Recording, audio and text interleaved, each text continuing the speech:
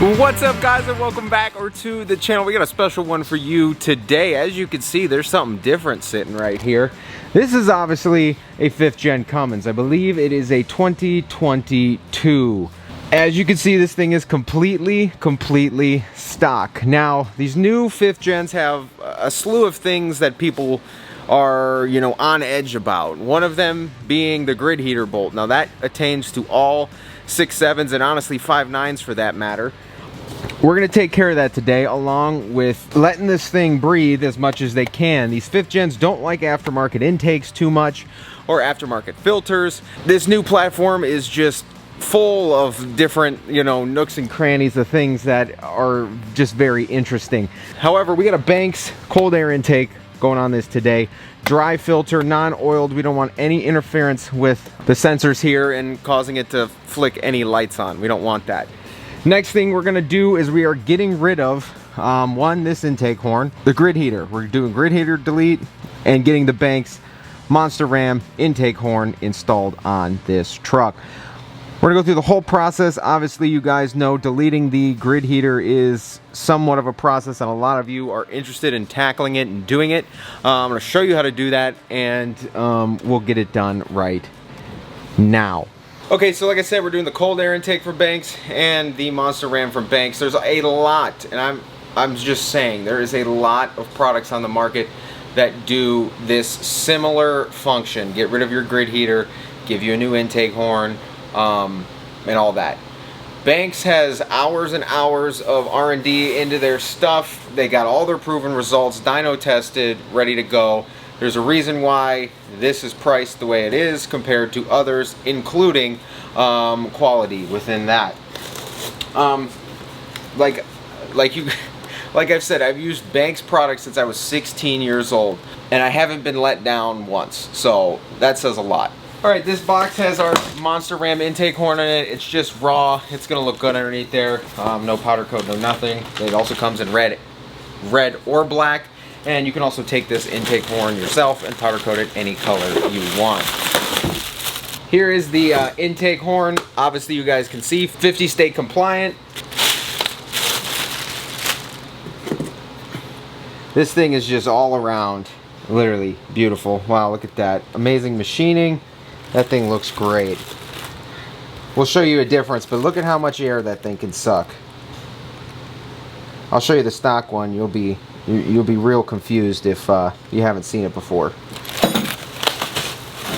With the intake horn there, here is the heater delete and the gasket for that, and then in this bag here is your new coil heater for the intake horn. This intake horn is going to allow your truck to almost flow 73 pounds a minute, which is crazy. Stock's about 41, and on top of that, we're adding the cold air intake to this truck, so it's going to flow a ton more air. More efficient, better throttle response. You're going to get a lot of benefits when you upgrade your truck with just these two things. You don't even have to add any tuning. You don't have to add anything else. These things are impressive. And then in this box here we have the Ram cold air intake. Very simple, not much to it. Comes with all your boots, hoses, license plate if you want it, and more instructions. Oh my gosh, this thing is massive. Well, anyways, guys, that's everything we're gonna get installed today. Let's get digging on this. I'll show you the whole process. This is super simple. This is a little bit more complicated, but it's gonna turn out sick and definitely gonna be worth it.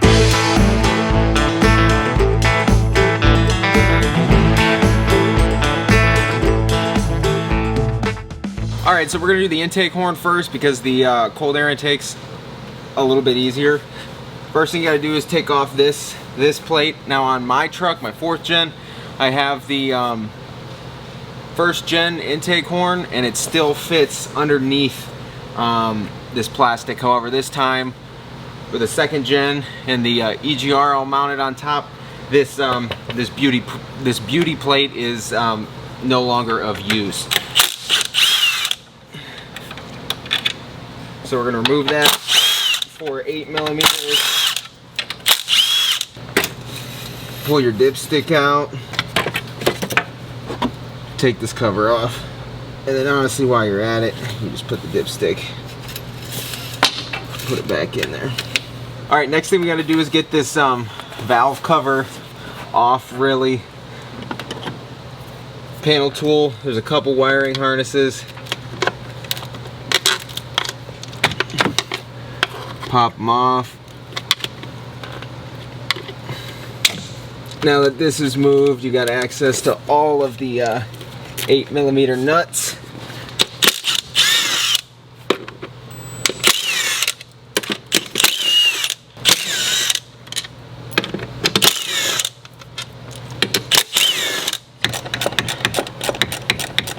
Alright, you gotta take your oil cap off, take your valve cover, pull your valve cover up like this. You have access to your EGR crossover bracket, and the this is also what held that OEM plate in.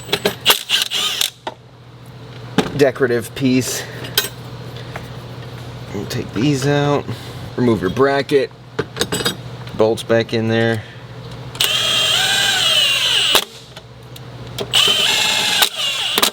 If you guys are doing this to a truck that has 50, 60 plus thousand miles, this one only has about 20. Getting close in there, don't forget to change your crankcase filter. Don't forget that. Always got to do that. Proper maintenance. Next step here, literally put your valve cover or your crankcase cover back on.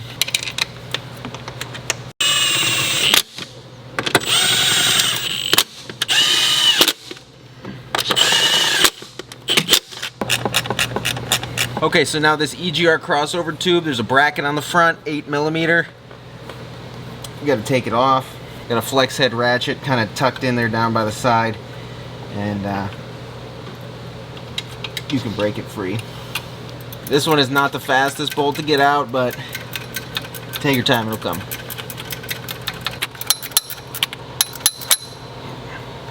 You'll get this little bolt out, and then this bracket here, you can slide it down,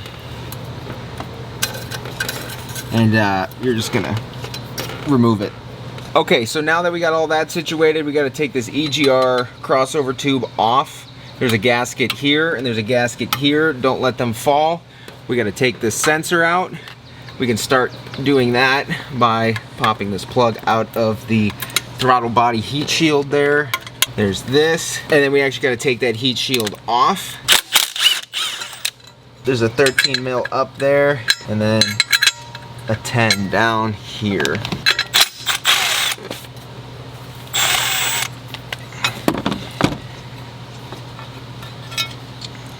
This sensor is plugged into here. And unplug it. And then this is a 19mm. Let's see how 20,000 miles of EGR does to this sensor. Completely black already. Nice. Alright, then like I said, on this side of the crossover tube, there's a gasket in here. Don't let that fall.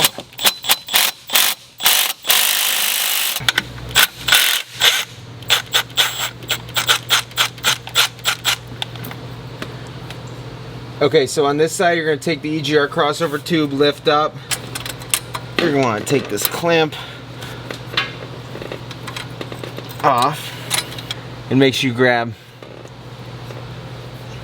that gasket. Okay, so after the EGR crossover tube is out, we got to work on obviously removing the EGR valve itself and then the intake horn.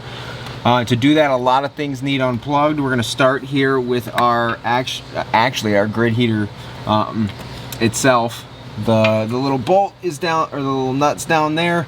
We're going to take that off. There's also harness clips onto your dipstick to hold that, and onto this over here.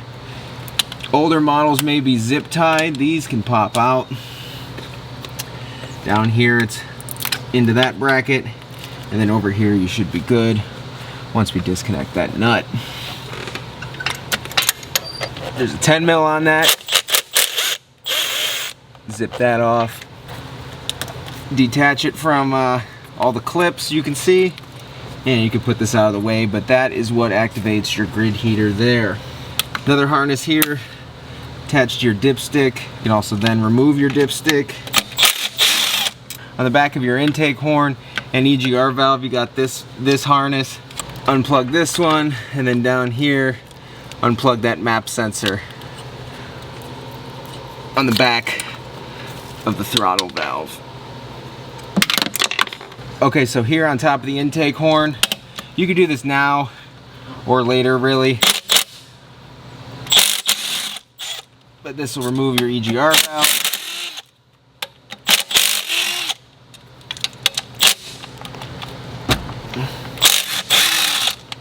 These 4 bolts, and then there's your EGR valve. We got one gasket here, and then we've got this other gasket still right there, so just make sure these don't fall anywhere, and you can take this off. This harness, and then there should be a 13 and a 10 right here. Oh god, that's one of the intake horn bolts.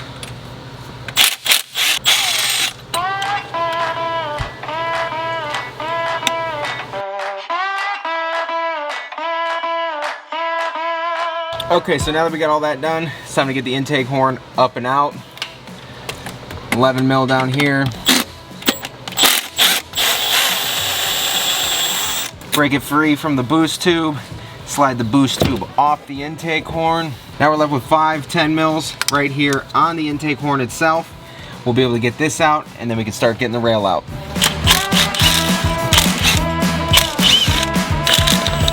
To access these back two a little easier, you can pull this vent off, just like that.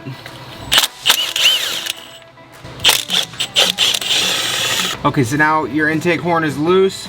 You can slide it underneath the fuel lines there and pick this up.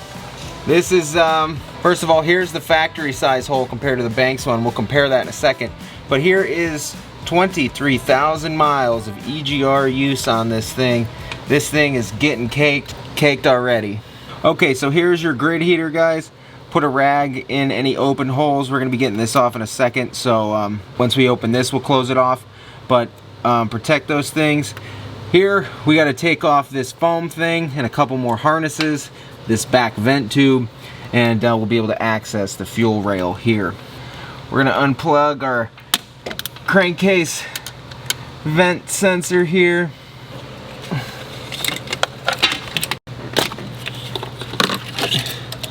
You take this harness, start moving it out of your way so you can get this foam piece out.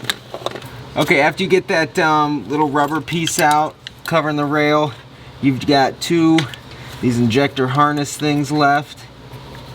Okay, so now that we got this whole mess of just everything unplugged, that's absolutely absurd. We're left here with our fuel rail. There's a sensor in the back, sensor in the front. And then obviously your 6 high pressure fuel lines. We're gonna break them loose here. The first fuel line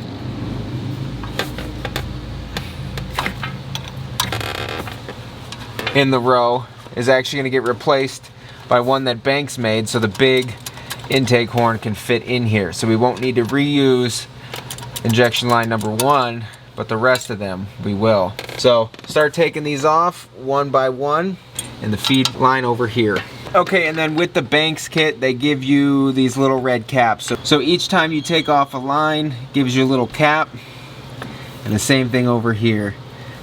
So you can cap each one of these off, keep the dust out. Another thing you want to note is you don't want to loosen up these feed tubes on accident, so be very careful if you want to take a mark and mark it so it doesn't rotate, because this is a 2-piece system. The injection line goes into the injector feed tube, so make sure that doesn't rotate as you're loosening this, because the injector feed tube becomes loose, then you'll have a fuel leak inside the tube, and that's not good. The third injection line goes to the 4th spot as it curls around.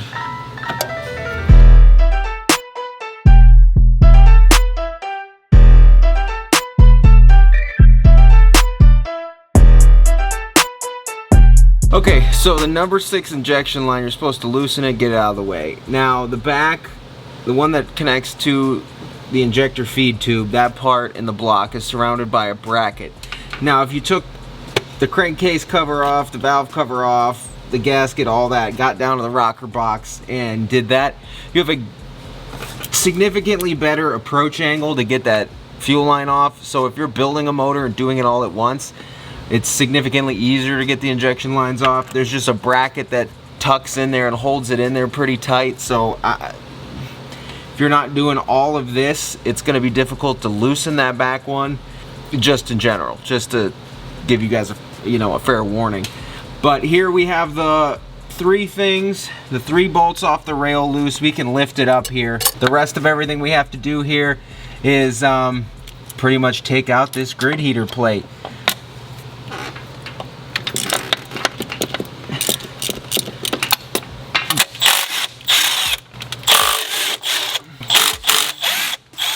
You can lift up on the rail here.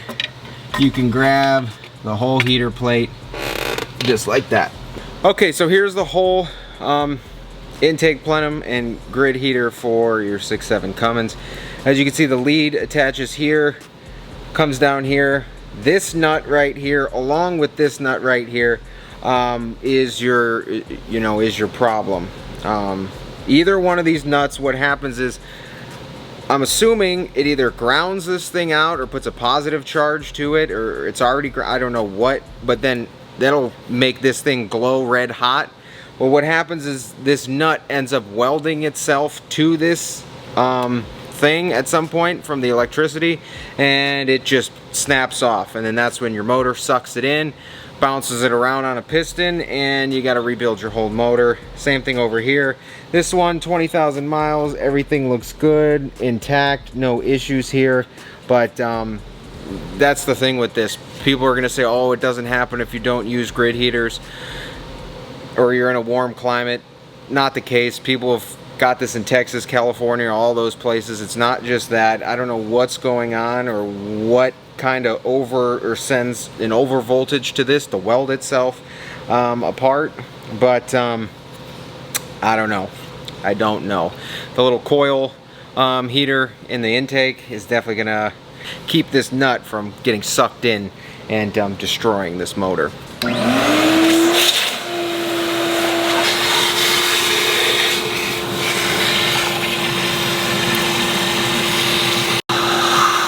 Okay, so as you guys can see here, here's factory. Look at how much air really is restricted, especially by that grid heater.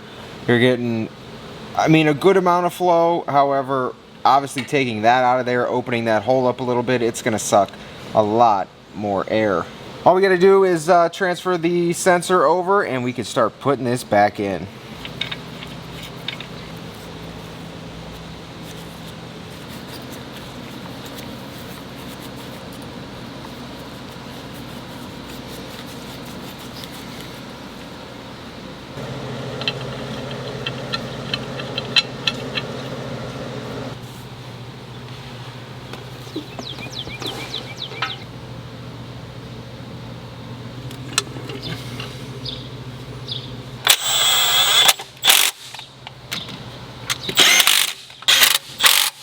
Okay, so now that we got the plate, gasket, all that in there, we got the fuel rail and all that bolted down, what we're gonna do is we're gonna torque all of the bolts to the plate to spec. I think it was like 41 foot-pounds, I gotta double check, but something around there, or I don't know, but we're gonna torque all those down to spec, and then we're gonna start putting the fuel lines back on from back to front, and it should be pretty simple and it should be a lot quicker than taking it off. Okay, so fuel lines are 41 foot-pounds and the grid heater bolts are about 20 foot-pounds, so I was a little off on that, but yeah, 20 foot-pounds on the intake heater and then 41 foot-pounds on the fuel line.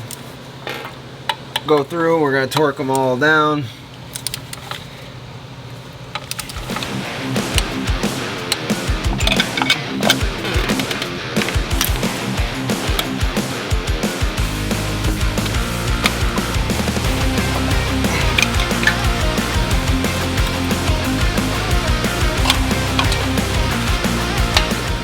Alright, and because we're installing that monster ram, remember that Banks, they have their own #1 injector feed line here. it comes in the small parts kit, and then install that one instead of the OEM one, because if you install the OEM one, the intake is not gonna work.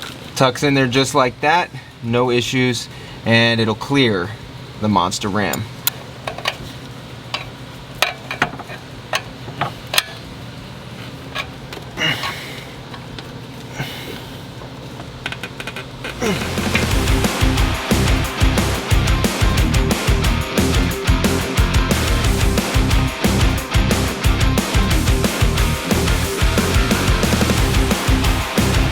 Okay, so now we gotta take the throttle valve off the OEM intake horn, and also map sensor. But we're gonna zip this off, put the new gasket on that Banks gives you.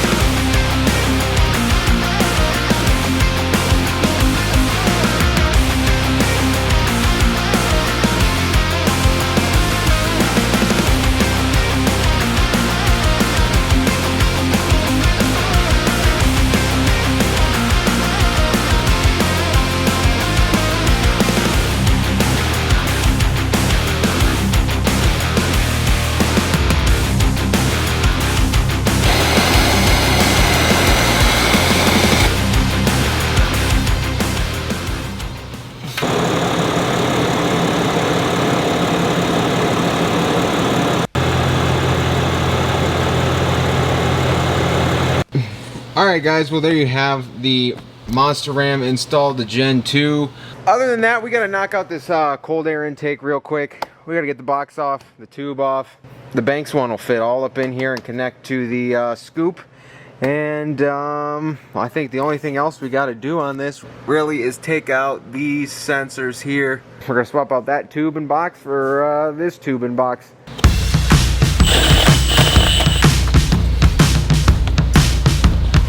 Okay, and don't forget these. I don't even think you could take these out of here. The directional muffler in there. I don't know if you could see that, but this thing is extremely restrictive. I mean, it's I think that's supposed to muffle the turbo noise and some other things, but you're cutting off flow and all that in there as well, so it'll be good getting that out. Okay, so on the 4th gen Rams, they have the active air box that has that air flap in it. On this one, they just give you a scoop. That's pretty cool. I'm glad they got rid of that active air box. That was a complete waste.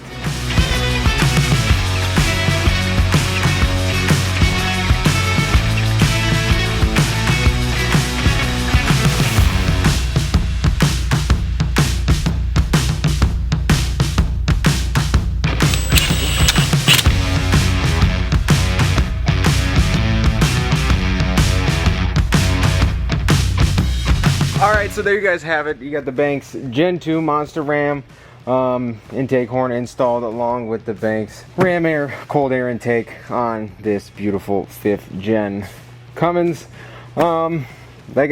Honestly, even to this day, I still think 4th gen reigns supreme. We may venture into this one day, but there's a lot of new stuff on this, a lot of updated things, a lot of extra stuff, even since the 4th gen, and I just find it silly. So this 5th gen is going to breathe significantly better. Just that intake horn itself is going to upgrade this truck from being able to flow 41 pounds a minute to like over 70 pounds a minute, which is incredible. So that plus this thing is gonna breathe, give you better throttle response, a little bit of MPGs, and more efficiency overall. So this thing's gonna operate a lot better than factory allowed it to. Let's fire this thing up. Shouldn't sound much different, but might get some turbo sounds now.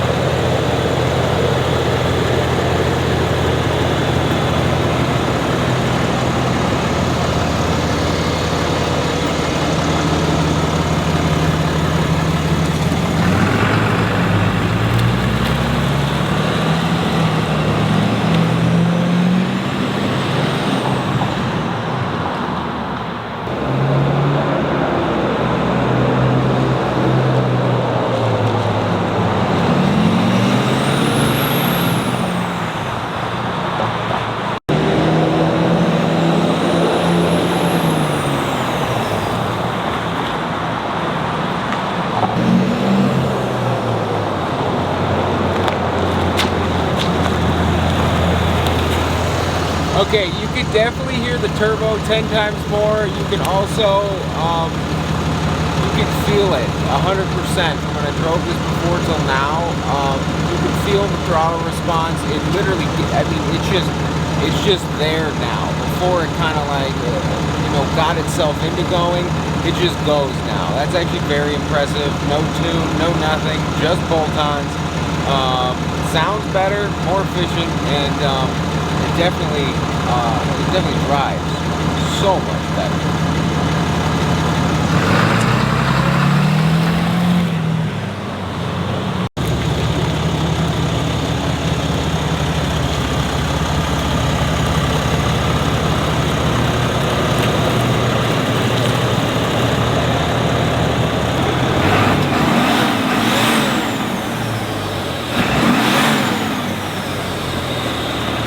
So guys, there you have it. If you guys are interested in anything from Banks Power, if you guys need those for your trucks or anything else, shoot me an email down below. I can get you set up with anything from Banks Power and more, actually. If you guys want anything or need anything, let me know and I can get it shipped straight to you.